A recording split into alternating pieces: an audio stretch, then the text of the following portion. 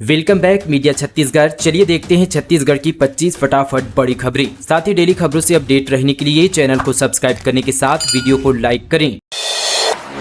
फसलों को नुकसान पहुंचा रहे मवेशी चारागाह की जमीनों पर अवैध कब्जा, इसलिए किसानों की बड़ी परेशानी, प्रशासन से मांगी मदद। कृषि प्रधान देश और धान का कटोरा कहे जाने वाले छत्तीसगढ़ में किसानों की दयनीय स्थिति किसी से नहीं छिपी है। अन्नदाताओं को धान की बुआई से लेकर उसे बेचने तक काफी कठिनाइयों का सामना करना पड़ता है। क्षेत्र के किसान अभी सबसे ज्यादा तकलीफ में हैं, क्योंकि मवेशियों से उनकी धान की फसलों को भारी नुकसान हो रहा है। राजधानी रायपुर के नगर के घुमरा भाटा रोड पर स्थित गौठान पर नगर पालिका के सहयोग से मवेशियों को रखा जाता है, लेकिन रात के समय अज्ञात व्यक्तियों द्वारा ताला तोड़कर मवेशियों को गौठान से बाहर कर दिया जाता है। गौठान से निकलकर मवेशी सीधे किसानों के खेत पहुंच रहे हैं और धान की फसलों को खा रहे हैं, जिससे किसानों की फसल पूरी तरह से बर्बाद हो रही है। किसान अपनी समस्याओं को लेकर प्रशासनिक अधिकारियों के पास जाते हैं, लेकिन उन्हें निराशा ही हाथ लग रही है।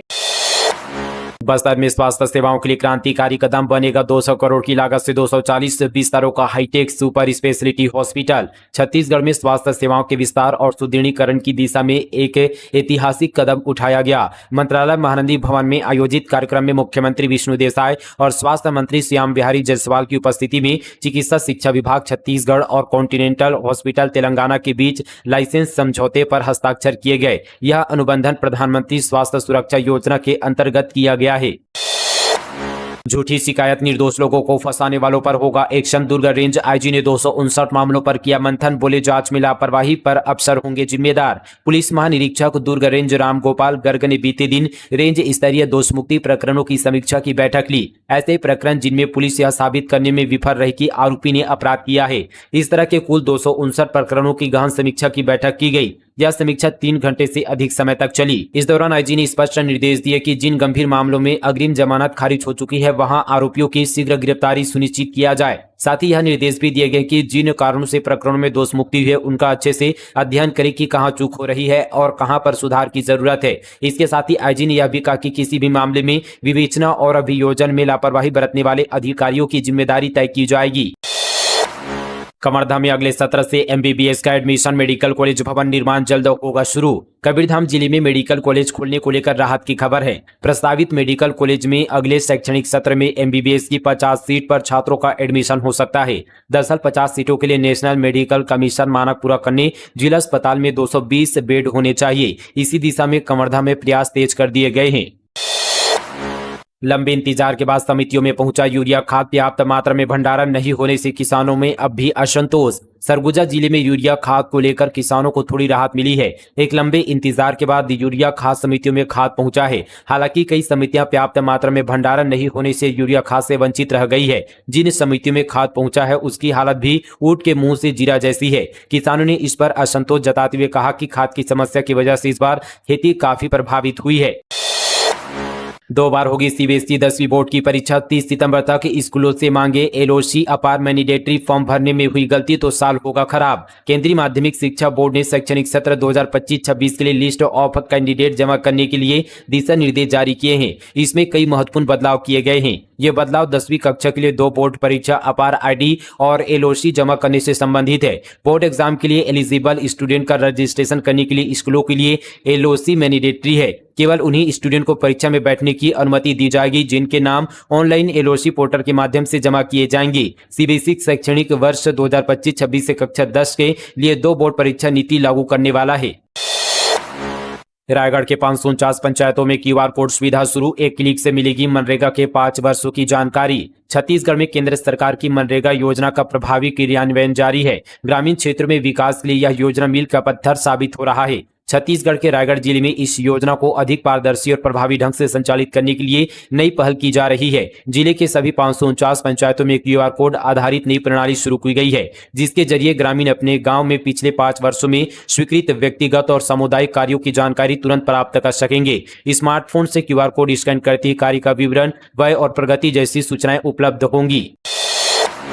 पेट्रोल के लिए हेलमेट अनिवार्य वाले नियम का राजधानी वासियों ने निकाला तोड़। पंप के बाहर 10 रुपए में किराए में मिल रहा हेलमेट। छत्तीसगढ़ की राजधानी रायपुर में पेट्रोलियम डीलर एसोसिएशन ने 1 सितंबर से बिना हेलमेट पेट्रोल न देने का फैसला लिया है, लेकिन यह नियम पहले दिन ही फेल हो गया। अधिकांश पेट्रोल पंपों पर बिना हेलमेट वालों को भी पेट्रोल दिया जा रहा था, तो वहीं कई पेट्रोल पंप में हेलमेट अनिवार्य कर दिया है, लेकिन अब इसका भी जुगाड़ निकाल लिया गया है। दरअसल पेट्रोल पंप के बाहर 10 रुपए किराए में हेलमेट मिल रहा है, मतलब 10 रुपए दो, हेलमेट लो, पेट्रोल भरवाओ और वापसी में हेलमेट वापस कर दो। हेलमेट किराए में देने का यह धंधा कई पेट्रोल पंप में देखने को मिल रहा है, जहां पेट्रोल पंप के बाहर खुलेआम हेलमेट किराए पर दिया जा रहा है। कुछ जगहों पर तो बच्चों को बिठाकर भी किराए पर हेलमेट दिया जा रहा है, यानी काम सिर्फ दिखावे का। नियम की औपचारिकता पूरी करो और आराम से पेट्रोल भरवा लो। वहीं कई जगहों पर तो लोग जुगाड़ लगाकर पेट्रोल भरवा रहे थे। मौजूद लोगों से हेलमेट लेकर पंप पर दिखाया और फिर पेट्रोल भरवा लिया। कर्मचारी बिना किसी रोक-टोक के सभी को पेट्रोल दे रहे थे। खैरागढ़ में पटवारी संघ अध्यक्ष रिश्वत लेते गिरफ्तार, जमीन संबंधी काम के लिए 10,000 घूस की डिमांड, एसीबी ने रंगे हाथों पकड़ा। एंटी करप्शन ब्यूरो यानी एसीबी ने बीते दिन खैरागढ़ में जिला पटवारी संघ के अध्यक्ष धर्मेंद्र कांडे को रिश्वत लेते गिरफ्तार किया है। जमीन संबंधी काम के लिए रिश्वत की डिमांड की थी। कांडे को कलेक्टर कार्यालय से पकड़ा गया है। दरअसल ग्राम डोकरा भाटा के भागचंद कुर्रे ने एसीबी में शिकायत दर्ज कराई थी। उन्होंने बताया कि पटवारी कांडे ने जमीन संबंधी काम के लिए 10,000 रुपए की मांग की थी। बाद में राशि 9,000 रुपए में तय हुई। एसीबी की योजना के मुताबिक भागचंद ने पटवारी कार्यालय में जाकर कांडे को 9,000 रुपए दिए। रुपये लेने के बाद कांडे कलेक्टर कार्यालय में एक बैठक में चले गए। एसीबी की टीम ने वहीं उसे रिश्वत की राशि के साथ पकड़ा। धर्मेंद्र कांडे की गिरफ्तारी से प्रशासनिक व्यवस्था पर सवाल खड़े हो गए हैं। वह जिला पटवारी संघ के अध्यक्ष थे। यह संगठन कर्मचारियों को ईमानदारी से काम करने की सीख देता है। सुकमा में एक साथ 20 नक्सलियों का सरेंडर, 11 पर था 33 लाख का इनाम। नियत नेलना नार योजना से हुए प्रभावित। नक्सल प्रभावित बस्तर संभाग के सुकमा में नियत नेलना नार योजना और नई नक्सल पुनर्वास नीति का असर दिख रहा है। सुरक्षा बलों के एंटी नक्सल ऑपरेशन में इस साल कई बड़े नक्सली मारे गए हैं, जिनमें बसन राजू जैसे नाम शामिल है। दूसरी ओर फोर्स के सघन अभियान में कई नक्सली गिरफ्तार हुए हैं। अब इसी कड़ी में नक्सलियों का सरेंडर भी हो रहा है। बीते दिन सुकमा एसपी ऑफिस में कुल 20 नक्सलियों ने सरेंडर किया। सभी नक्सली इनामी हैं। रायपुर में गणेश विसर्जन झांकी 8 को निगम की तैयारी पूरी। कुंड में विसर्जन 6 सितंबर से शुरू। गणेश चतुर्थी पर्व पर मूर्तियों की विसर्जन को लेकर रायपुर नगर निगम आयुक्त ने महत्वपूर्ण निर्देश दिए हैं। 6 सितंबर से महादेव घाट के विसर्जन कुंड में गणेश प्रतिमाओं का विसर्जन शुरू होगा। वहीं 8 सितंबर को विसर्जन झांकियां निकलेगी, जिसकी शुरुआत शारदा चौक से होगी। 6 से 12 सितंबर तक निगम अधिकारी कर्मचारियों की ड्यूटी लगाई गई है। लाखेनगर चौक से महादेव घाट रिंग रोड तक 1 वे ट्रैफिक रहेगा। विसर्जन केवल विसर्जन कुंड में ही होगा। नंदी में मूर्तियों का विसर्जन पूरी तरह से प्रतिबंधित किया गया है। विसर्जन स्थल पर पूजन सामग्री अलग रखी जाएगी। इस बार नंदी के जल को दूषित करने से बचाने पर जोर दिया जाएगा। इसके साथ ही ध्वनि प्रदूषण पर भी निगरानी रहेगी। 13 साल की लड़की से जंगल में 2 बार आर इंस्टाग्राम में दोस्ती कर फंसाया। मिलने बुलाकर कार में बिठाया, फिर दोस्त संग किया दुष्कर्म। कोंडागांव जिले में युवक ने इंस्टाग्राम पर 13 साल की नाबालिग लड़की से दोस्ती की, उसे मिलने बुलाया, फिर जंगल में दोस्त के साथ मिलकर रेप की घटना को अंजाम दिया। इसके बाद आरोपी ने नाबालिग को दोबारा मिलने बुलाया, कार में बिठाकर जंगल ले गया, जहां दोस्त के साथ मिलकर सभी ने दुष्कर्म की घटना को अंजाम दिया। इस वारदात से घबराई नाबालिग ने परिजनों को आपबीती बताई, जिसके बाद परिजन के साथ थाने पहुंचकर शिकायत दर्ज कराई। पुलिस ने तत्काल एक्शन लेते हुए दोनों आरोपियों को गिरफ्तार कर लिया है। घटना फरसगांव थाना इलाके की है। वाहनों को छोड़ने के बदले पैसा वसूली करता था कांस्टेबल, रिश्वतखोर आरक्षक सस्पेंड। एसपी अंकिता शर्मा ने लिया एक्शन। सती जिले के चंद्रपुर थाना में पदस्थ आरक्षक नरेश चंद्र को निलंबित कर रक्षित केंद्र भेजा गया है। आरक्षक नरेश चंद्र के खिलाफ शराब की कार्रवाई नहीं करने तथा आबकारी की कार्रवाई के दौरान पैसे लेकर वाहनों को छोड़ने की शिकायत प्राप्त हुई थी। शिकायत के बाद एसपी अंकिता शर्मा ने तत्काल कार्रवाई करते हुए आरक्षक को निलंबित कर दिया और उसे रक्षित केंद्र भेजा गया है। आरक्षक पर अवैध गतिविधियों में संलिप्त लोगों को आरक्षण देने का भी आरोप है। एसपी कार्यालय से जारी आदेश में कहा गया कि चंद्रपुर थाना में पदस्थ आरक्षक नरेश चंद्र द्वारा थाना क्षेत्र में अवैध गतिविधियों में संलग्न व्यक्तियों को अपने व्यक्तिगत स्वार्थ की पूर्ति के उद्देश्य से संरक्षण दिया जा रहा था। जिन शिक्षकों की हर तरफ चर्चा, विभाग ने उनको भेजा नोटिस। सरकार को दिखाया था आईना, खुद फावड़ा लेकर सड़क की थी मरम्मत। सूरजपुर जिले में फावड़ा लेकर सड़क का निर्माण करने वाले शिक्षकों को जिला शिक्षा अधिकारी ने नोटिस भेजा है। शिक्षकों से पूरे मामले में स्पष्टीकरण मांगा गया है। जवाब नहीं देने पर कार्रवाई की बात कही गई है। 2 शिक्षकों ने बलरामपुर और सूरजपुर को जोड़ने वाली सड़क पर 1 किलोमीटर के वन मार्ग में गड्ढों को भरने का काम किया था। डीईओ ने सभी से स्पष्टीकरण मांगा है। शिक्षकों के श्रमदान करने का वीडियो सोशल मीडिया में वायरल हुआ था। पूर्व सीएम भूपेश बघेल, पूर्व डिप्टी सीएम टीएस सिंहदेव ने सरकार पर निशाना साधा था, जिसके बाद से लोग तरह तरह के सवाल उठा रहे थे। दरअसल शनिवार को स्कूल की छुट्टी के बाद वापस लौट रहे हायर सेकेंडरी स्कूल धंधापुर के शिक्षकों ने सड़क की मरम्मत की थी। मरम्मत का वीडियो सोशल मीडिया पर वायरल हुआ। मामले में सरकार की किरकिरी भी हुई, जिसके बाद शिक्षकों को स्पष्टीकरण कर नोटिस तो भेज दिया गया है। हालांकि इस नोटिस को सार्वजनिक नहीं किया गया है। डीईओ ने अपने बयान में कहा कि शिक्षकों से स्पष्टीकरण मांगा गया है। महासमुंद में एम्बुलेंस ड्राइवर ने लगाए मरीज को टाके, डॉक्टर बता रहा सड़क हादसे में जख्मी हुआ था युवक। सीएमएचओ बोले सभी पर एफआईआर होगी। महासमुंद जिले में एम्बुलेंस ड्राइवर ने सड़क हादसे में घायल मरीज के सिर पर टाके लगा दिए। इस दौरान ड्यूटी पर मौजूद डॉक्टर ही ड्राइवर को बताता रहा कि कैसे टाके लगाना है। घटना का वीडियो इन दिनों सोशल मीडिया पर वायरल हो रहा है। वीडियो सामने आती स्वास्थ्य विभाग के अधिकारियों के होश उड़ गए। सीएमएचओ ने डॉक्टर, ड्रेसर स्टाफ और ड्राइवर के खिलाफ एफआईआर के निर्देश दिए हैं। मामला बागबाहरा के सामुदायिक स्वास्थ्य केंद्र का है। इससे पहले गरियाबंद जिला अस्पताल में नर्स की जगह महिला गार्ड के मरीज को इंजेक्शन लगाया था। इस मामले में हाईकोर्ट ने संज्ञान लेते हुए शासन को जमकर फटकार लगाई थी। 76 साल से एमसीबी के बडेरा गांव में सड़क समस्या सरकार ने नहीं सुनी तो ग्रामीण कर रहे निर्माण। सरकार और सिस्टम से आम जनता को काफी उम्मीदें होती है, लेकिन जब यह उम्मीदें टूटती है तो आम आदमी कुछ भी कर गुजरने का जज्बा लिए मैदान में कूद जाता है। कुछ ऐसा ही मनिंद्रगढ़, चिरमिरी, भरतपुर के बडेरा गांव की कहानी है। इस गांव में आजादी के 70 साल बाद भी सड़क का निर्माण नहीं हुआ है। लोगों को गर्मी, बारिश और सर्दी में भारी समस्याओं का सामना करना पड़ता है। यही वजह कि आज यहाँ के ग्रामीणों ने खुद मेहनत और मजदूरी कर इस सड़क का निर्माण शुरू किया है।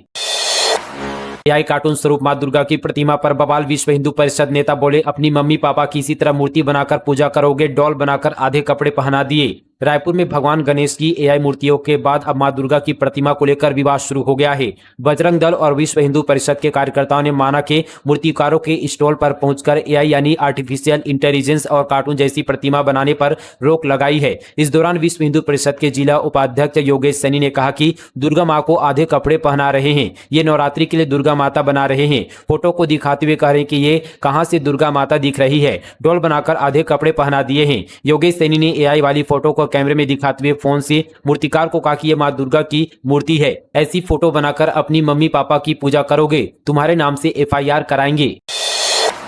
डैम टूटने से 4 लोगों की मौत, 3 घायल और 3 लापता। मुख्यमंत्री शाह ने जताया शोक, राहत बचाव जारी। मुख्यमंत्री विष्णुदेव साय ने बलरामपुर जिले के ग्राम धनेशपुर स्थित तुल्ली डैम टूटने की घटना पर गहरा शोक व्यक्त किया है। इस हादसे में 4 लोगों की मृत्यु, 3 लोगों के घायल होने तथा 3 लोगों की लापता होने की सूचना मिली है।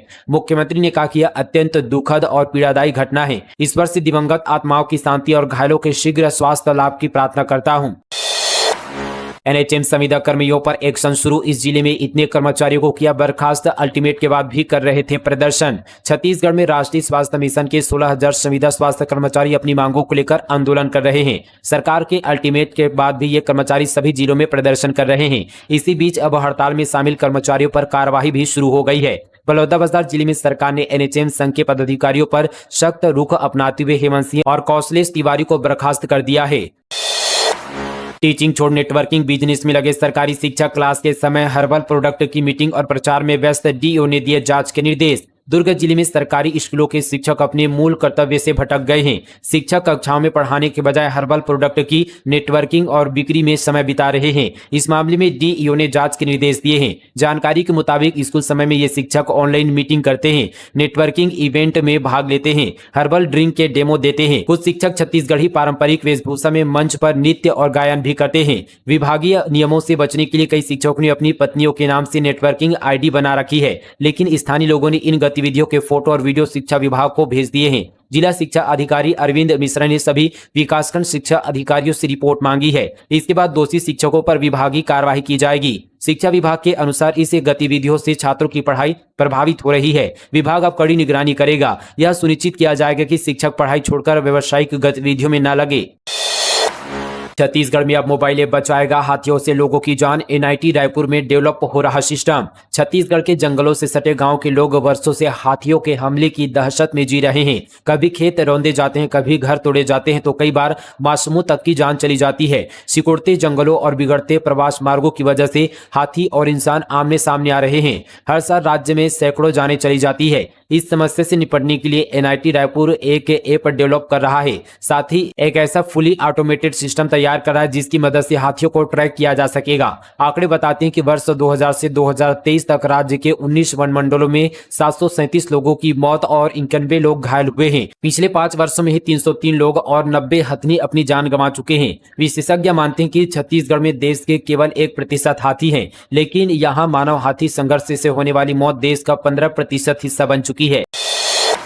बिजली उत्पादन में छत्तीसगढ़ की बड़ी छलांग, क्षमता बढ़कर हुई 30,000 मेगावाट। छत्तीसगढ़ बिजली उत्पादन के क्षेत्र में लगातार नए रिकॉर्ड बना रहा है। मुख्यमंत्री विष्णुदेव साय ने कहा कि सरकार के प्रयासों का ही नतीजा है कि छत्तीसगढ़ बिजली उत्पादन के क्षेत्र में लगातार नए आयाम गढ़ रहा है। साय ने कहा कि साल 2000 में जब छत्तीसगढ़ राज्य का गठन हुआ तब हमारे यहाँ सिर्फ 1400 मेगावाट बिजली का उत्पादन किया जाता था। सीएम ने कहा कि इन 25 सालों में अब छत्तीसगढ़ में 30,000 मेगावाट बिजली का उत्पादन हो रहा है। रविंद्र चौबे के बयान पर कांग्रेस में घमासान। चरणदास महंत ने चमचों की ठहराई गलती, बैच ने बीजेपी को दी नसीहत। छत्तीसगढ़ कांग्रेस का आंतरिक कलहन एक बार फिर से सुर्खियों में है। पूर्व मंत्री रविंद्र चौबे ने हाल ही में कहा था कि पूर्व सीएम भूपेश बघेल को पीसीसी चीफ की कमान सौंप देनी चाहिए। इस बयान को लेकर पार्टी के अंदर सियासी हंगामा मच गया है। बीते दिन कांग्रेस की मीटिंग में यह मुद्दा गर्मा गया। जिला अध्यक्ष आपस में भिड़ गए तो नेता प्रतिपक्ष डॉक्टर चरणदास महंत ने नेताओं को अपने अपने चमचों को संभालने की नसीहत दे डाली। वहीं प्रदेश अध्यक्ष दीपक बैज ने भाजपा पर पलटवार करते हुए कहा कि कांग्रेस की बैठकें चर्चा और संगठन की मजबूती के लिए होती है, न कि झगड़े के लिए। पीएम आवास दिलाने के बहाने 14 लाख की ठगी, 2 साल से फरार 5वां आरोपी ओडिशा से अरेस्ट। 14 की पहले हो चुकी है गिरफ्तारी। दुर्ग में प्रधानमंत्री आवास योजना के नाम पर हितग्राहियों से ठगी करने वाले गिरोह के मुख्य आरोपी मोहम्मद मकसूद को पुलिस ने 2 साल बाद गिरफ्तार कर लिया है। आरोपी लंबे समय से ओडिशा के बरगढ़ में छिपा हुआ था। सुपेला पुलिस ने दबिश देकर उसे पकड़कर थाने ले आई है। दरअसल मामला 2023 का है। आरोपियों ने हितग्राहियों को मकान दिलाने का झांसा देकर फर्जी दस्तावेज तैयार किए। फिर राकेश चौसरे, रत्ना वर्मा और रजनी मानिकपुरी, लोम सिंह पटेल, सरिता खोड़े और रमेश खंडारे से कुल 14,04,000 रुपए की ठगी कर ली। भाजपा पूरे देश में 17 सितंबर से 2 अक्टूबर तक मनाएगी सेवा पखवाड़ा, रक्तदान, हेल्थ कैंप जैसे आयोजन होंगे। भारतीय जनता पार्टी के राष्ट्रीय महामंत्री राधा मोहन दास अग्रवाल ने बीते दिन बीजेपी के प्रदेश कार्यालय कुशाभाऊ ठाकरे परिसर में प्रेस वार्ता ली। इस प्रेस वार्ता के दौरान उन्होंने बताया कि 17 सितंबर से 2 अक्टूबर तक भारतीय जनता पार्टी सेवा पखवाड़ा मनाएगी। इस दौरान रक्तदान, हेल्थ शिविर, नमो वन स्थापना जैसे कई अहम काम होंगे। तो दोस्तों, ये थी आज की तमाम छत्तीसगढ़ की बड़ी और ताजा खबरें फटाफट अंदाज पर। इसी तरह की और खबरों से अपडेट और जुड़े रहने के लिए मीडिया छत्तीसगढ़ चैनल को सब्सक्राइब करें और इस वीडियो को ज्यादा से ज्यादा छत्तीसगढ़ भाइयों के साथ शेयर करना बिल्कुल ना भूलें। मिलेंगे इसी तरह की और खबरों के साथ, तब तक के लिए दोस्तों जय हिंद, जय छत्तीसगढ़, जय जोहार।